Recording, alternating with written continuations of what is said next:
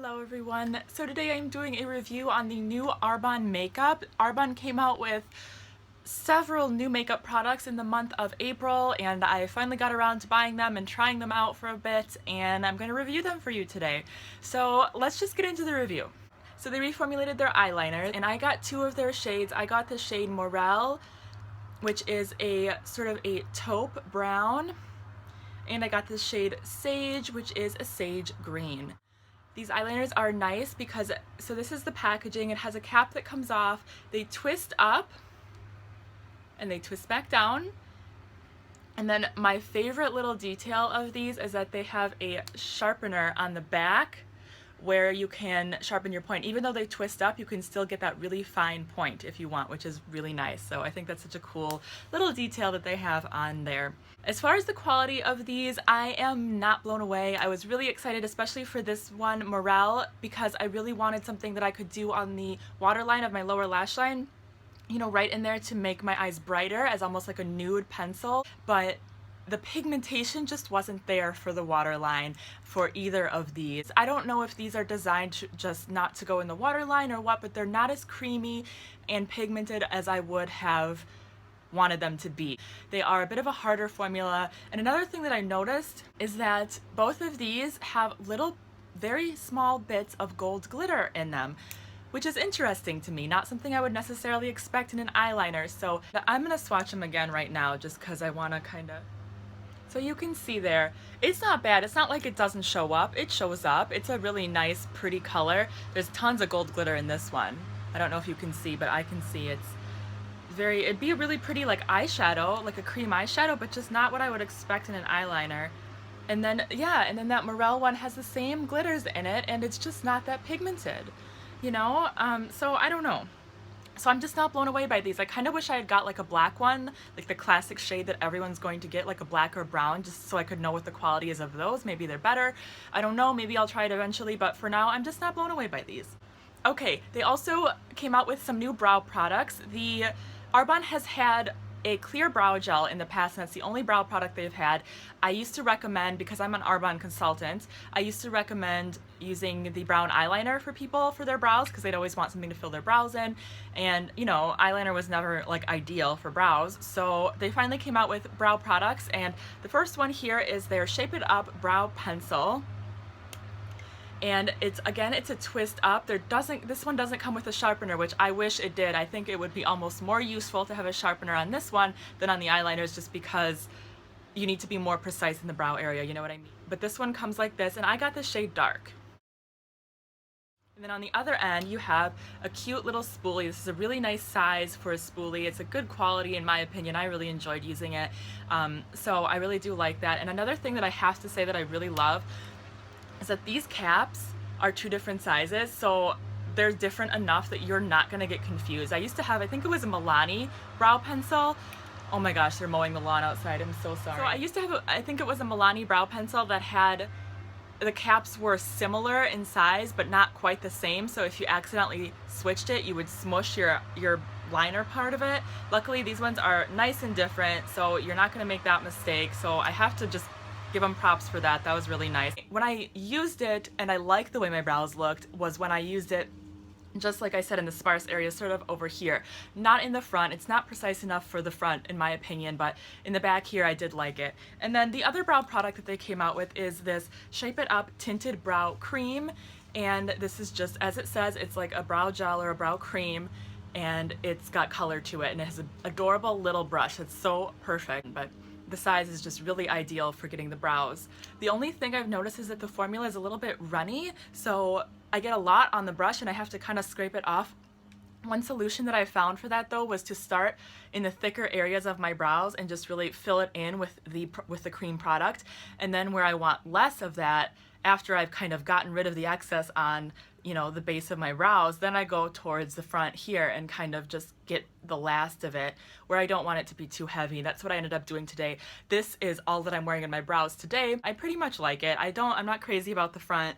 It's kind of where I'm more particular. But anyways, overall I do like it. I think it's really cool that they added this to their line, and I think it'll be good for people that have really thin brows and want to fill them out a little bit. It does not have fiber on it. It's just like a cream or a It's called a tinted brow cream. It's just a gel. It doesn't have fibers in it like some of the brow creams do, but I do really like this. I think this is a really awesome thing that they added to their makeup.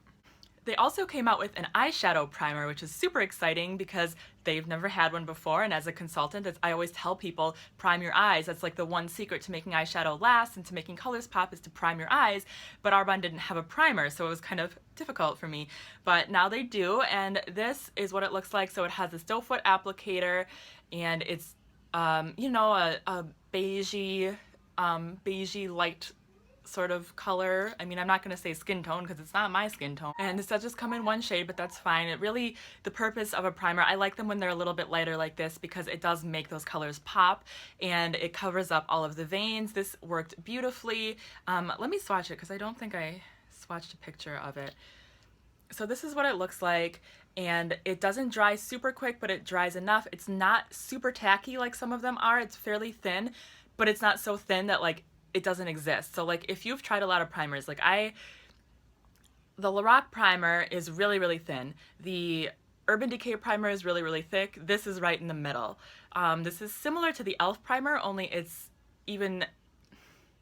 more pigmented than the e.l.f. primer. So it's the same consistency as the e.l.f. primer, but it's more pigmented, if you're familiar with that one. So this one is like that one, only better.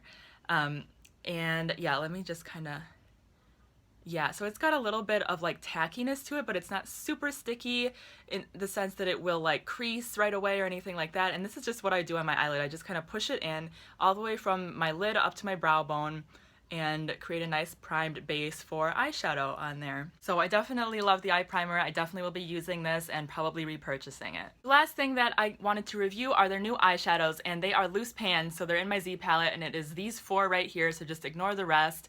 A lot of this stuff is stuff that I depotted or that I got in BoxyCharms, but anyways. So these four are the Arbonne shadows, and it was really exciting when they redid their eyeshadows. I was super excited because I love that they're in this format now. They used to be, let me show you what they used to be. So this is how they used to come in these little mini compacts and singles, and this is fine. I mean, it's not bad packaging, it's good packaging, but as a consultant, if you want to have like all 20 whatever shades, it's really frustrating to carry this many around.